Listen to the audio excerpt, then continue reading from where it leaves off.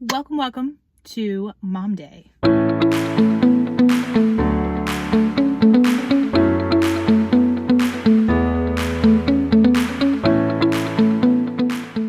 am sweating in this car right now.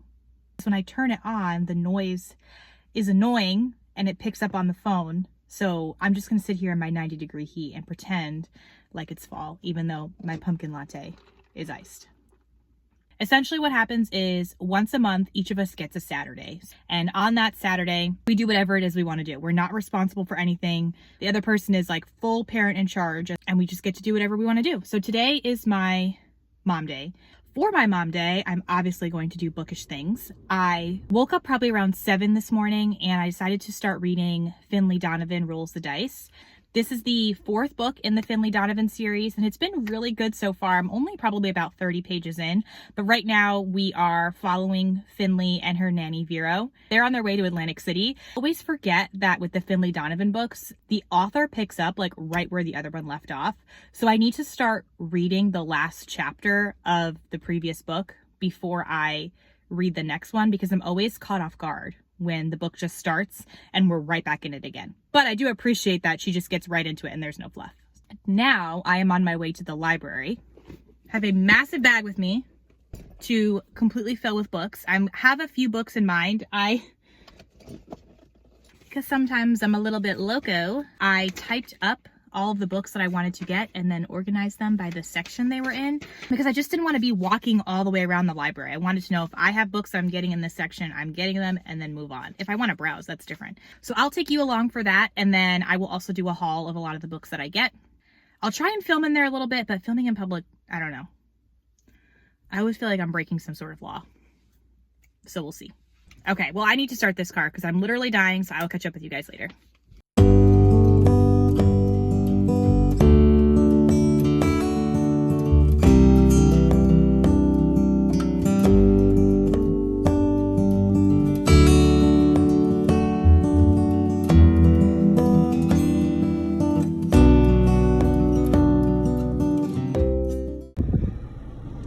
Guys,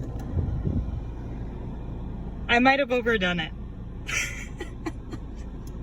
This might be the most books I've ever taken out at one time. I'm usually pretty liberal with the amount of books I take out of the library, and it's but today the librarian commented and she said, "Oh my gosh, tell me you have a problem without telling me you have a problem." Let's just go through it. I have 3 huge piles here. Let's see what we got. It is The Last Time I Lied by Riley Sager. I'm in the middle of kind of going through some of my favorite old thrillers that I want to see if I want to recommend them to you all to read this fall. Riley Sager is one of my top thriller authors. This thriller takes place at a camp. Sister died there many years prior, and then she goes back to the camp all these years later to try and figure out what happened. A Deadly Education by Naomi Novik. I don't know much about this. I know it's kind of a dark academia type of book. After reading Babel, I'm really craving something like that, so that's why I picked this up. The Secret Society by Donna Tartt, also a dark academia book. This is, I believe, it's considered a classic. It's quite old. It's not really this large. This is the large print version. This is the only one my library had available. I think it has something to do with like a professor and like a secret type of society sort of thing that's happening. I believe there's something they have done and something that someone's trying to figure out, so very interested in this. She's Not Sorry by Mary Kubica. Kubica? I'm not sure if I'm saying that correctly, but I read, I believe it's called Local Woman Missing by her, and I really enjoyed it. So I saw this on the shelf. This is a thriller I believe I'm going to be putting on my fall TBR this year. Paris Library. In this one, we are going back and forth between 2 points of view. A librarian in Paris, 1939, during the time of World War II. And then a teenager in Montana in 1983. So we're going back and forth between these 2 timelines. It seems like the teenager and the librarian from 1939 are basically neighbors, so some sort of shared connection there. Wicked Autumn. This is a mystery that takes place on the English countryside. And that's all I know about it. Honestly, what first drew my attention to it was that it had autumn in the title, so I'm assuming it's a pretty seasonal book. And it came highly recommended by Louise Penny. I have never read a Louise Penny book, but a lot of people in my true crime book club love her. Murder book. I honestly just picked this one up because of the cover. Something about it just kind of speaks to me. It takes place, it seems, like in the Midwestern cities, and there is an ex-cop who is called in to kind of solve and figure out what's going on. Plaid and plagiarism. This is a bookshop mystery series. I don't think I need to see anything more than that. Literally, that is what it is. The Antique Hunter's Guide to Murder. This, I think, is going to be a great one for fall, probably around the October time. It is a debut novel, and it is about, did I say novel? It is a debut novel about an antique hunter who investigates a suspicious death at an English manor. And I don't know if it's because I love Agatha Christie so much, but English mysteries to me, I think, are some of the best. The Expectant Detectives. I think this one will be really fun to read during the fall time. It's definitely got that cozy amateur detective mystery vibe. Obviously, the amateur detective in this place is an expecting woman. Detective work starts because a body of a local shopkeeper turns up when she's going to her prenatal class. And this one also takes place on an English countryside, so clearly I have a vibe. Move the other pile over. My husband asked me if it would be easier if I just bought the library. Wouldn't that be nice? Better Off Red. In this one, we are following an older librarian named Cleo. She is trying to save her library, which has been damaged by a storm, and one of the largest benefactors turns up dead. So Cleo is now on a mission to figure out what is going on. This is also part of a series. I'm assuming Cleo is like the lead amateur detective in it, but it looked very cozy, perfect for fall, that kind of fall mystery. And I just love reading books about libraries. And I think librarians make some of the best amateur detectives. Bride by Ali Hazelwood. I believe this is a romance between a vampire and a werewolf. I have read one Ali Hazelwood and I enjoyed it, so I think this is a great one for the fall time, especially for October, kind of Halloween vibes. Can we just have a moment for these beautiful sprayed edges? I'm not gonna lie to you guys, I saw the edges first when I was at the library, but then I saw the title. Wren in the Holly Library, a fantasy book about a girl who goes into a library and essentially is facing off with this monster, which breaks a treaty that apparently has been going on for over a decade between monsters and kind of the city that they're running. It looks like it's New York City. Something about it is calling to me. The Mystery of Mrs. Christie. I have to read you the synopsis of this one. In December 1926, Agatha Christie goes missing. Investigators find her empty car on the edge of a deep, gloomy lake. The only clues, some tire tracks nearby and a fur coat left in the car. Strange for a frigid night. Her husband and daughter have no knowledge of her whereabouts, and England unleashes an unprecedented manhunt to find the up-and-coming mystery author. 11 days later, she reappears, just as mysteriously as she disappeared, claiming amnesia and providing no explanation for her time away.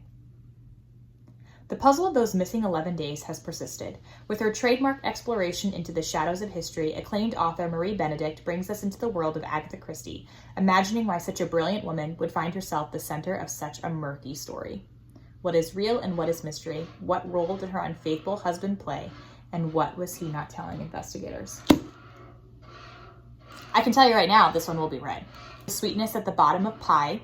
This is following an 11-year-old named Flavia De Lucia. She is an aspiring chemist, it says, with a passion for poison. It takes place in the 1950s. A lot of things kind of happen around her home, and then she ends up finding a dead man, and so kind of goes into what's happening. This is also part of a series. I don't know if we follow Flavia the entire time or we go through her town, but this one looked really cute. Again, the cover was very intriguing to me, so I think this one will be fun to read.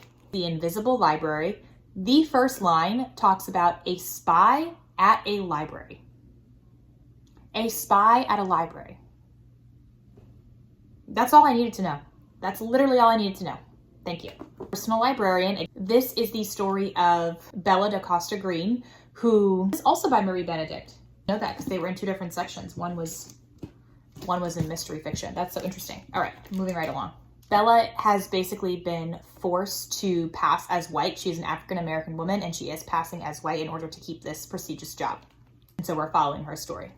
Watching You by Lisa Jewell. This is another thriller.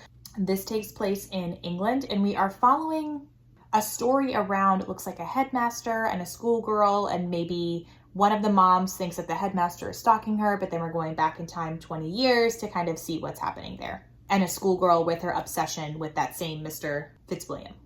I feel like I should make a pile of all of the books that I got that take place in England, because there's a lot more than I realized. Mastering the Art of French Murder. This has been on my Goodreads TBR for a long time. This book takes place in Paris, and the main character, her neighbor, is Julia Child. And one day she comes home and there is a body in their building. She wants to help out with the investigation, but somehow becomes a suspect. Finally, for this pile, we have Final Girls by Riley Sager. This is probably one of my top thrillers that I have ever read. I am honestly debating on rereading it. I think rereading thrillers is kind of odd because I obviously know how it ended, but it's been so long ago that I remember the large reveal. I don't remember all of the little pieces leading up to it, and because I speak so highly of it, I think I'm kind of due for a reread this fall. These large print books are no joke. I mean, look at the size of that text. You could literally see that from space. One more pile. I can't believe the librarian commented on how many books I took out. I think that means I have a problem. Oh well. The Bodies in the Library. This book also takes place in England. I promise I did not do this on purpose. That's not on my bingo card. This also follows, kind of like the other library mystery books, a murder that has taken place in the library, and one of the librarians is taken on the task of helping with the investigation. Then we have There by Tommy Orange. It tells the story of 12 different characters all traveling to the same place. It is a multi-generational story. Another thriller, Lisa Jewell, The Family Upstairs.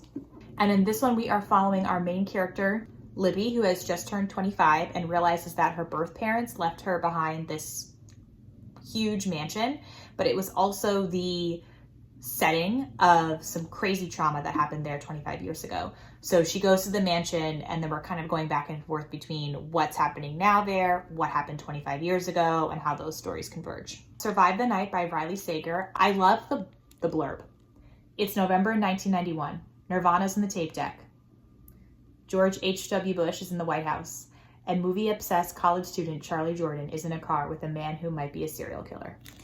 1,000 times yes. Lock every door. In this one, we're following an apartment sitter in Manhattan. She becomes friendly with another apartment sitter in that same building, and then Iris, the second apartment sitter, completely disappears. Now Jules is trying to figure out what has happened. Of course, knowing Riley Sager, there's probably some twists and turns, and it's a big reveal that I think I'm going to guess and then won't guess at the end. Sign me up. And then finally, we have The Library of Lost and Found. In this one, we are following our main character, who is a librarian named Martha, and she receives this mysterious book from her grandmother, Zelda, who has passed, but the book makes it seem like her grandmother may still be alive. So I think this one kind of has a library mystery, but maybe a hint of magic in it. I'm not sure. So this is definitely a library mystery. Whew, well, that is it. If you have stuck around for this library book haul, you are a champion. I think I'm going to cap off this mom day by doing some reading on the patio. Looks like it might rain later, so this is going to be the perfect reading weather. Thank you all so much for watching. I hope to see you around next time. Don't forget, next week will be the fall TBR, and I have a special freebie printable for you then too, so please make sure you are subscribed. Go ahead and comment below with what books you took out from the library last, and I would love to know what the most books you've ever taken out of the library at one time is. I think I'm starting to get a reputation at my library for the crazy lady that takes out too many books. Personally, I think that's a fine problem to have. Thanks again for sticking around, y'all, and I'll see you next time.